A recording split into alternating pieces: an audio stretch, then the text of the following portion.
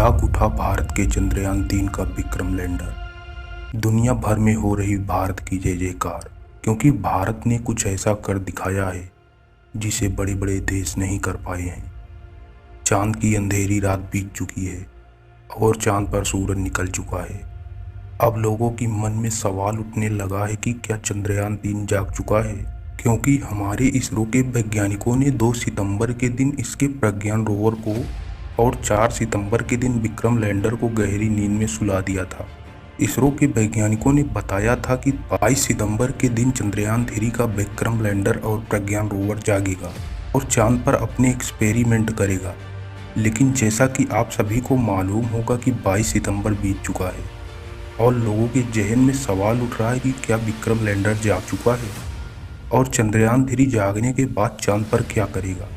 इस सवाल का जवाब जानने के लिए वीडियो के अंत तक अवश्य बने रहें और वीडियो अच्छा लगे तो चैनल को सब्सक्राइब जरूर करें। इसरो के वैज्ञानिकों ने चंद्रयान-3 के विक्रम लैंडर और प्रज्ञान रोवर को इस तरीके से पार्क किया था कि जैसे चांद पर सुबह हो और सूरज की किरण चांद की धरती पर पड़े तो प्रज्ञान रोवर और विक्रम लैंडर के सोलर पैनल पर रोशनी पड़ सके, जिससे कि दोबारा चार्ज हो जाएं और फिर से अपने एक्सपेरिमेंट को पूरा करें। चांद के दक्षिणी ध्रुव पर 4 सितंबर के दिन रात होना शुरू हो गई थी। जैसा कि आपको मालूम होगा कि चांद पर पृथ्वी के 14 दिन के बराबर एक रात और एक दिन होता है।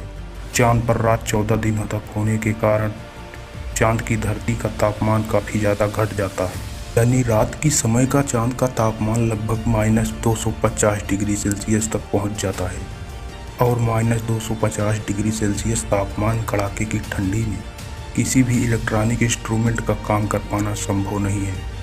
इसलिए इसरो के वैज्ञानिकों ने विक्रम लैंडर और प्रज्ञान रोवर को स्लीप मोड में डाल दिया था। चांद की कड़कड़ाती ठंड से बचने के लिए विक्रम लैंडर और प्रज्ञान रोवर को काफ़ी ज़्यादा इंसुलेटर जैसे पदार्थों का इस्तेमाल करके बनाया गया था, जिससे कि चांद पर पड़ने वाली कड़ाके की ठंड से चंद्रयान-3 के विक्रम लैंडर और प्रज्ञान रोवर पर ज़्यादा असर न पड़े और वह सुरक्षित बने रहें, ताकि दोबारा से चांद पर सुबह हो तो यह दोबारा से काम कर सकें। विक्रम लैंडर और प्रज्ञान रोवर की बैटरी को चार्ज होने में कम से कम 3 दिन का समय लगता है। आप सोच रहे होंगे कि 22 सितंबर के दिन चांद पर सूरज उगा है तो लगभग 25 सितंबर तक उसकी बैटरी फुल चार्ज हो जाएगी और उसके बाद ही यह अपनी गहरी नींद से जागेगा। लेकिन ऐसा बिल्कुल भी नहीं है। इसके लिए आपको बता दें कि चांद के दक्षिणी ध्रुव पर 19 सितंबर के दिन ही सूरज निकल चुका था और अब चांद पर सूरज को निकले करीब 3 दिन हो चुके हैं और अब तक चंद्रयान-3 के विक्रम लैंडर और प्रज्ञान रोवर की बैटरी पूरे तरीके से चार्ज हो गई है। विक्रम लैंडर और प्रज्ञान रोवर की बैटरी चार्ज होने के बाद बारी आती है वैज्ञानिकों को विक्रम लैंडर तक रेडियो सिग्नल भेजने की। विक्रम लैंडर को स्लीप मोड में डालने से पहले इसरो के वैज्ञानिकों ने पहले प्रज्ञान रोवर को स्लीप मोड में डाला था, क्योंकि जब इसरो चंद्रयान-3 से संपर्क करता है तो सबसे पहले वह चांद के ऑर्बिट में घूम रहे चंद्रयान-2 के ऑर्बिटल को सिग्नल भेजते हैं। उसके बाद ऑर्बिटर धरती से सिग्नल को रिसीव करके विक्रम लैंडर के पास भेजता है।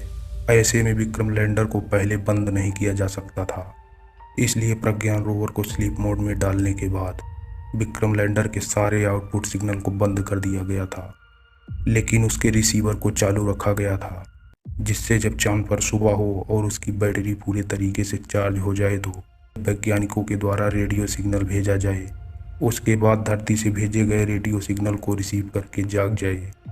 चंद्रयान-3 चांद पर ढेर सारे तत्वों की खोज तो कर ली थी, जिसमें oxygen, sulphur, manganese, titanium, chlorine और आयरन जैसे अन्य तत्व शामिल हैं, लेकिन हाइड्रोजन की खोज कर पाना बाकी था। जैसा कि आपको मालूम होगा कि पानी हाइड्रोजन और ऑक्सीजन से मिलकर बना होता है। अगर चांद की धरती पर हाइड्रोजन की खोज हो जाती है तो चांद पर पानी पाए जाने की पुष्टि की जा सकती है।